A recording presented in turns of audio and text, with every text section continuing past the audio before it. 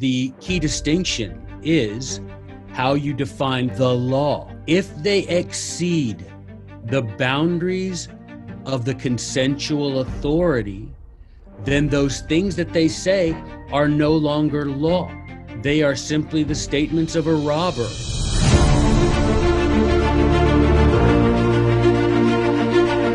Question: do good Christians believe in obeying all of the laws? Some Christian sects have been taught for centuries that the Bible teaches us to obey the government no matter what, because of Romans 13. But is this how early Christians applied the Bible? Does this mean Daniel was wicked and the king justified in throwing Daniel in the lion's den? Should Jesus the Christ have been given to Herod for him to murder? Were the American founding fathers wicked for not subjecting themselves to the king? Was it wrong for the mother of Jesus and her husband Joseph to hide the young Jesus from Herod and do their part to ensure the preservation of the fulfillment of the atonement? Now join us on a journey of discovery to learn the context and history of these verses. Also, learn how the authors and their contemporary followers applied these teachings and what that might mean for us today. First, let's examine the text of Romans 13. The King James Version reads, quote, "Let every soul be subject unto the higher powers, for there is no power but of God. The powers that be are ordained of God. Whosoever therefore resisteth the power resisteth the ordinance of God, and they that resist shall receive to themselves damnation. For rulers are not a terror to good works, but to the evil. Wilt thou then not be afraid of the power? Do that which is good, and thou shalt have praise of the same. For this is the cause. Pay ye tribute also, for they are God's ministers, attending continually upon this very thing. Render therefore to all their dues. Tribute to whom tribute is due, custom to whom custom, fear to whom fear, honor to whom honor." Now let's look at another translation. The New Version reads, "Let everyone be subject to the governing authorities, for there is no authority except that which God has established. The authorities that exist have been established by God. Consequently, whoever rebels against the authority is rebelling against what God has instituted, and those who do so will bring judgment on themselves. For rulers hold no terror for those that do right, but for those who do wrong. Do you want to be free from fear of the one in authority? Then do what is right, and you will be commended. This is also why you pay taxes, for the authorities are God's servants who give their full time to governing.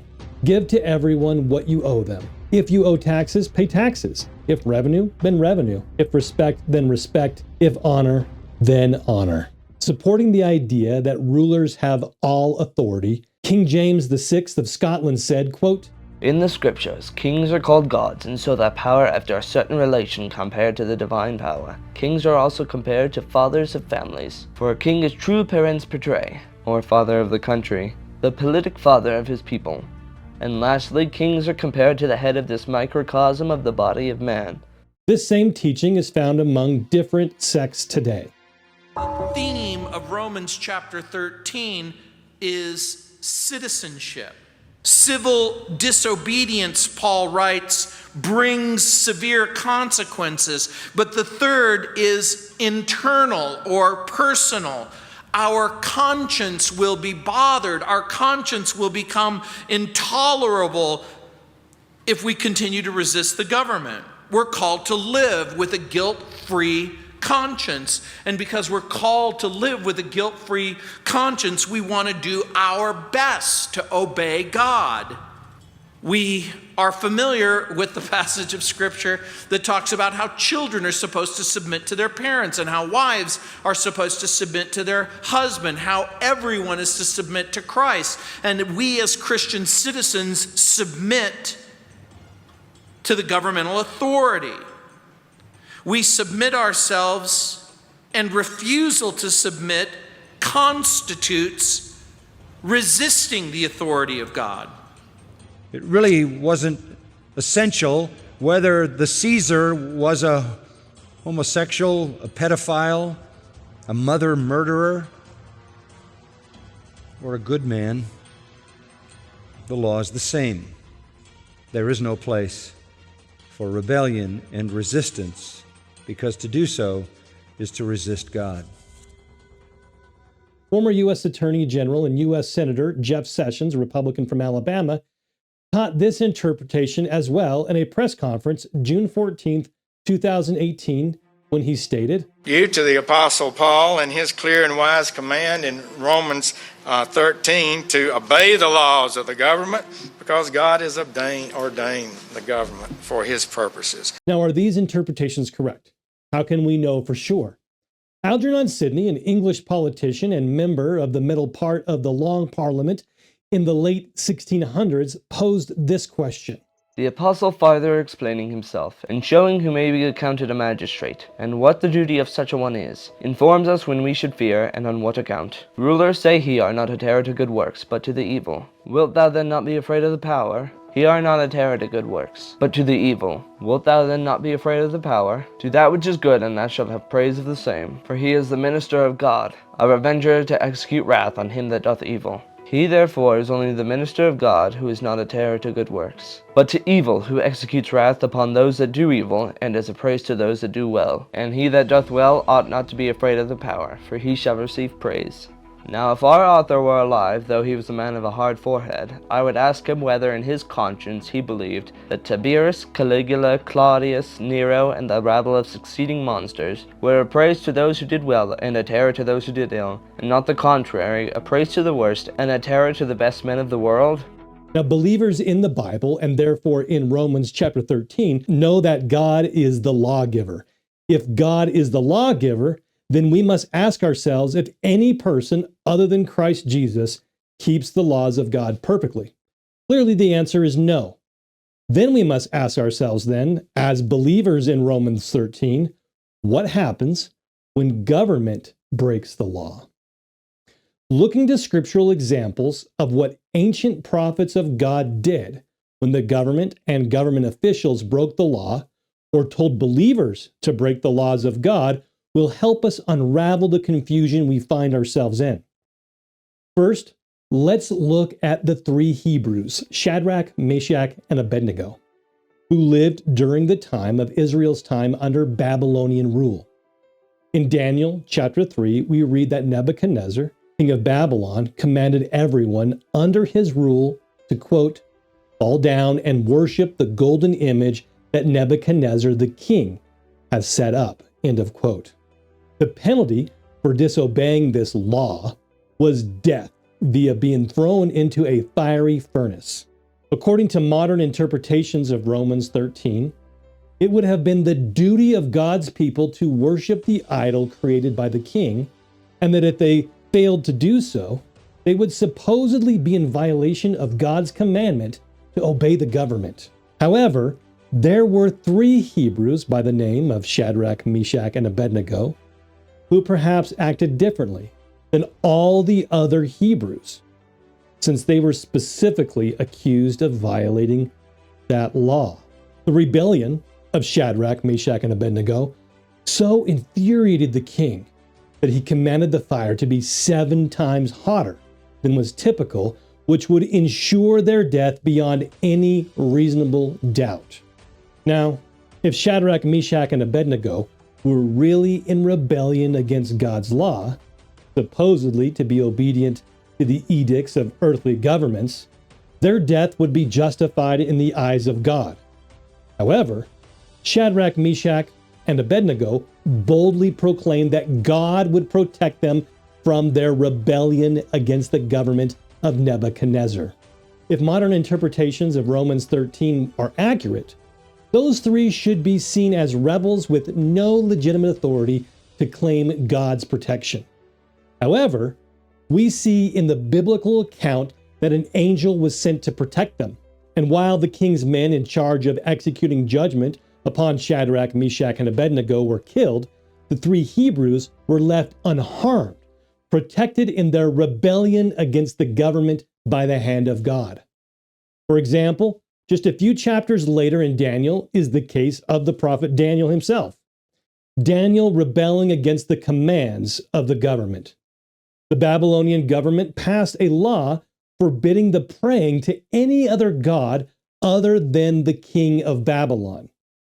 The penalty for disobeying this law was being thrown in a den of lions, which, like the fiery furnace, was essentially the death penalty. This would have been easy for any believer to work around. Daniel could pray in secret or even in his heart, and no one in government would be the wiser. He could outwardly obey the law of the land while still obeying and praying to his God. However, this is not what he did. Instead of praying in secret or in his heart, Daniel opened his windows and prayed out loud for everyone to hear in open defiance of the law. Again, according to modern interpretations of Romans 13, it would have been the duty of God's people to pray to the king and to cease praying to God. And again, surely Daniel would have received his just reward of death, being eaten by the lions. God would not protect such a man as Daniel openly defined the laws of the land, at least according to the modern interpretation of Romans 13. But this is not how the scriptures account this story. The king himself, realizing the unjustness of the law, told Daniel, quote, "Thy God whom thou servest, continually he will deliver thee." And again, God sent an angel to protect the man who disobeyed the laws of the land, that violated natural law, God's law. Let's fast forward to the time of the New Testament apostles. Perhaps since Romans was written after Christ's ministry, a new standard was set. Perhaps the Old Testament rebellion was superseded by a higher law that we find in Romans 13. If that was the case, surely the apostles that wrote and lived during the time that Romans 13 was written followed its modern interpretation of doing whatever the government says. Romans is traditionally believed to have been recorded by the Apostle Paul during the winter of 57 and 58 AD. 6 years later, in 64 AD, the Roman Emperor Nero declared Christianity illegal. Since it was Paul that supposedly wrote that resisting the government was resisting God, surely Paul immediately renounced Christ and his teachings. Actually, history shows that Paul did the exact opposite. Paul never renounced his faith and was a martyr, killed by the government for breaking the law of the land.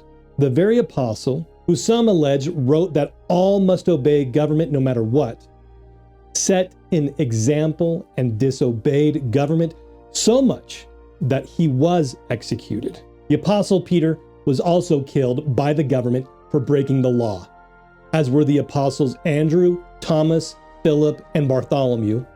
Others were martyrs as well, but not put to death directly by the government. Not only did the apostles resist immoral laws to the death, faithful Christians risked persecution and death for almost 300 years when the ban on Christianity was finally lifted.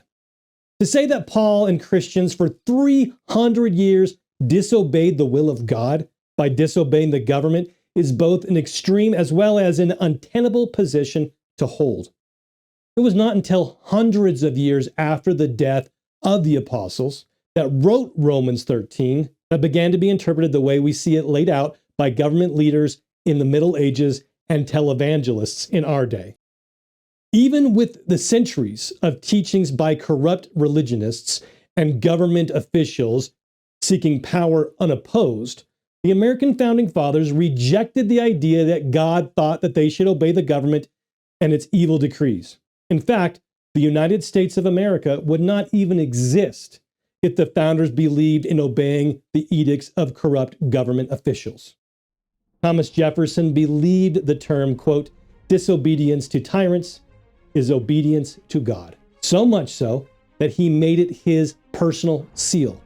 Virginia became a Bible-believing society with such men as George Washington and James Madison had it as its official seal in 1776. Benjamin Franklin suggested it as the official motto of the United States.